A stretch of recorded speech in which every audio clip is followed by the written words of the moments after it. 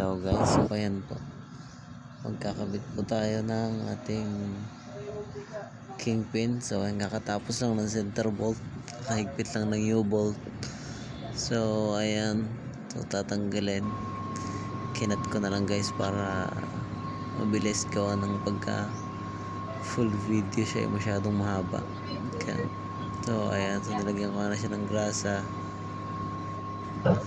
Ayan. Tapos yung naman is yan, nilagyan ko na dun sa kanyang kingpin, nilagyan lang ng stopper para gagamitin kong pang pasok ng bearing, tsaka siya na din ang pinanglabas ko, pinatanggal. Tapos kinat ko na lang, tapos bago ko sinalpak, parang hindi siya kayang kunin ng buo, kaya ganyan lang talaga siya, hindi siya full video. Naka-vlog. Hello guys! So ayan, pinapalo Welcome to my video! kasi nakapa sa ilalim para pantay dun sa kabilang labi.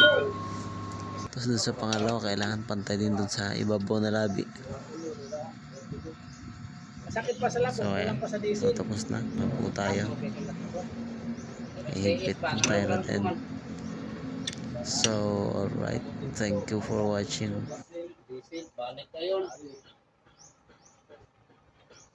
Sige,